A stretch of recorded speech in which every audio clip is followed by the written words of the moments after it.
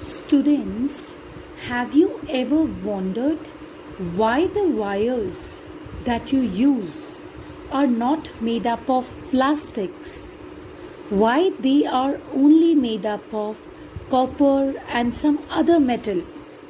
Okay, why we don't use simply polymers or plastics to make those wires? The answers to these questions lie in the electrical nature of the substances. By electrical nature of substances, we mean, are these substances able to conduct the charges through them? Are they able to let the charges pass through them or not?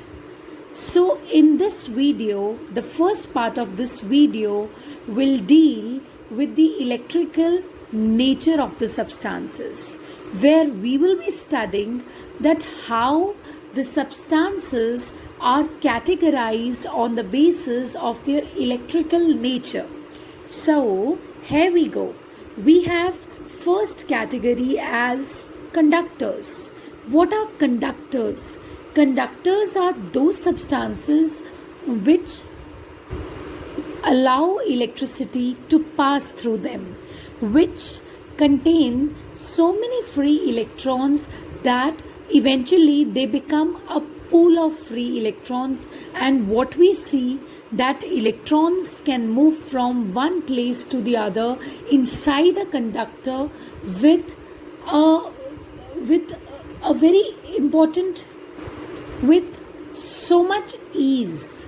So here we will see a conductor first. We have many examples of conductors, okay? Sodium, lithium, then these metals and aluminium, copper, all of them are of course conductors only. So I'll show you the conductor first. Suppose this is the lattice of conductor inside microscopic representation. So this would be containing so many atoms, okay?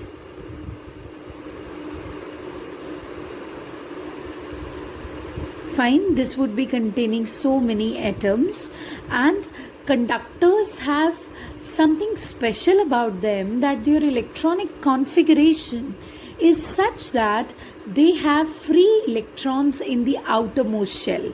Talking about sodium, its electronic configuration goes as 281.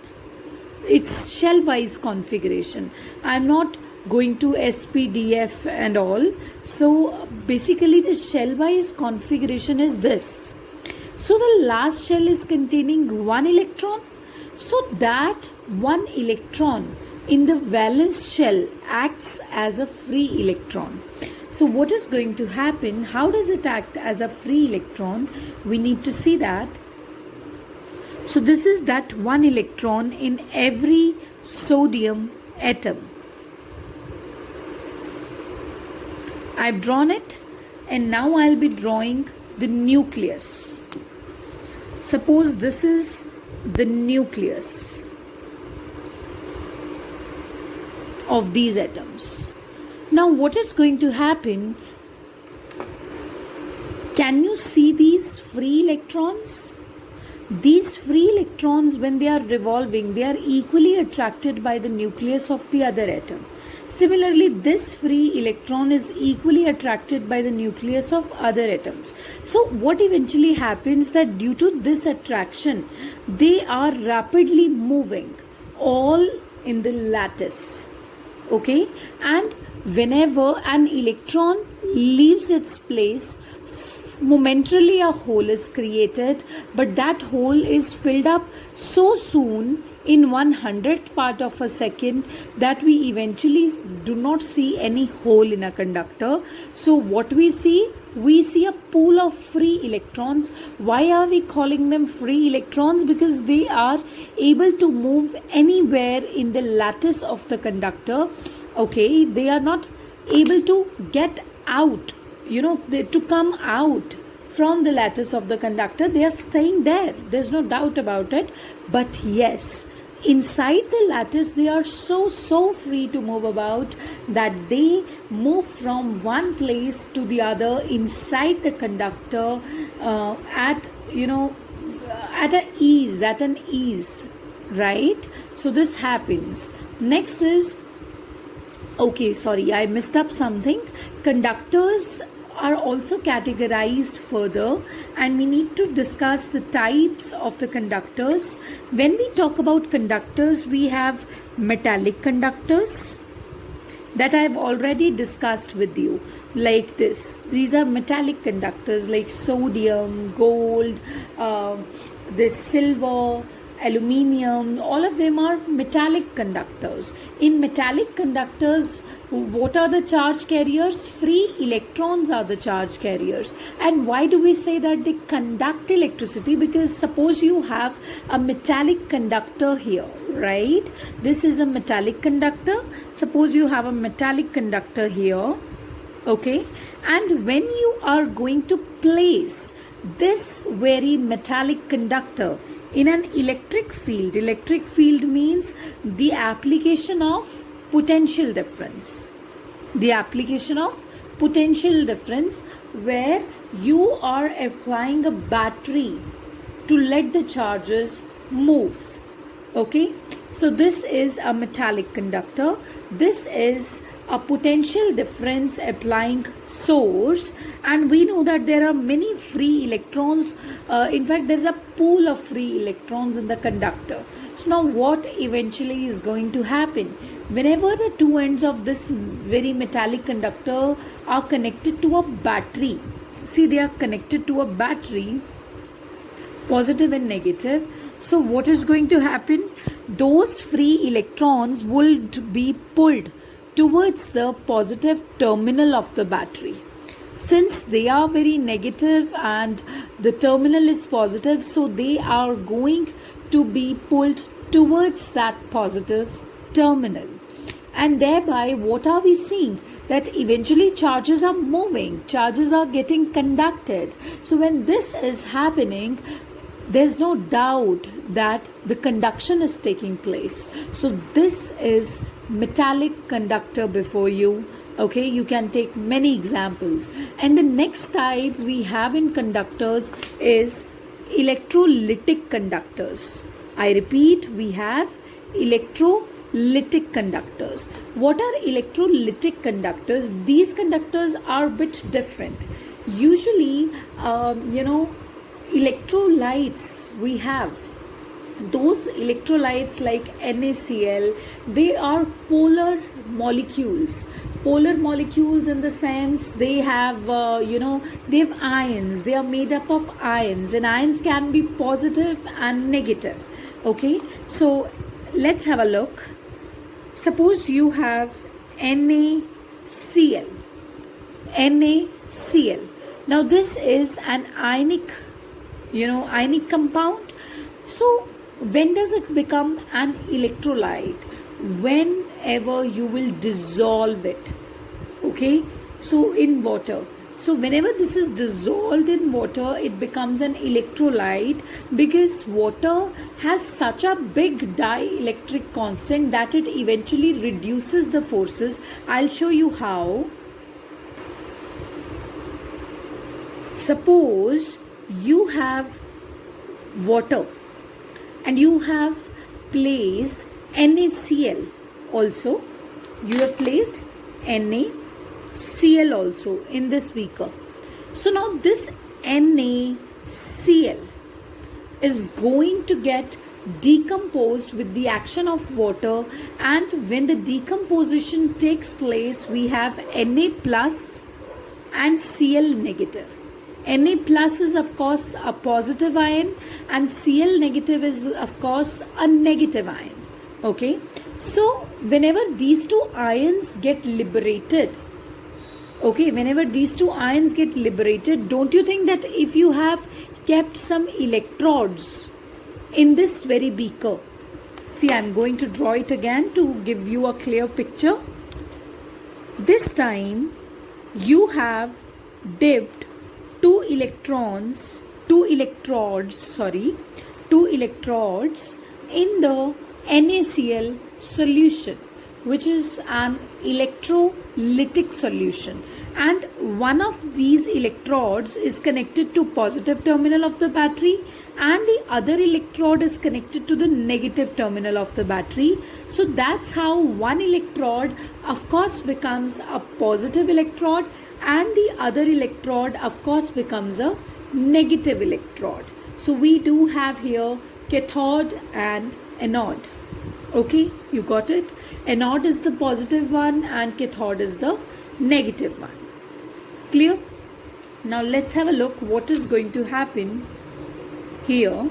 Now these Na positive and Cl negative ions, see there are many, I am just depicting one but there are many Na positive and Cl negative ions. So these Na positive ions are of course going to move towards that electrode which is connected to the negative terminal of the battery, which is cathode. Okay, so these Na positive ions will move towards here. These Cl negative ions will move towards here. So what are you eventually seeing? That the charges are getting conducted. The charges are not stationary. They are passing in the solution. They are getting conducted in the solution. So that's how we have electrolytic conductors before you. So these are electrolytic conductors. But students, one thing you must remember, that whenever we are talking about metallic conductors, there the charge carriers are free electrons. But whenever we are talking about electrolytic conductors, there the charge carriers are the ions, the positive ions and the negative ions. So the conduction mode is different. The conduction carriers are different. But yes, of course, they do share something common, that the charges get conducted very, very easily in a conductor. Remember that. Okay. So now we are going to switch to insulators. Insulators are of course the ones that do not conduct charges. Wherever the charges are created, they stay there. They cannot pass. ऐसा नहीं होता है कि insulators में charges होते ही नहीं हैं. Charges are there because everything is made up of atoms, and atoms are in turn made up of protons, electrons, neutrons. So whatever thing you are coming across, it will be having charges. It's just that the electronic arrangements, the arrangements of atoms are, is such that they are not able to conduct electricity. But of course, insulators also do have charges in them. You had seen an example where you were talking about a plastic comb which is rubbed with dry hair, and then the rubbed plastic comb is able to attract very small paper bits, isn't it? Of course, yes. So, wasn't that plastic comb an insulator?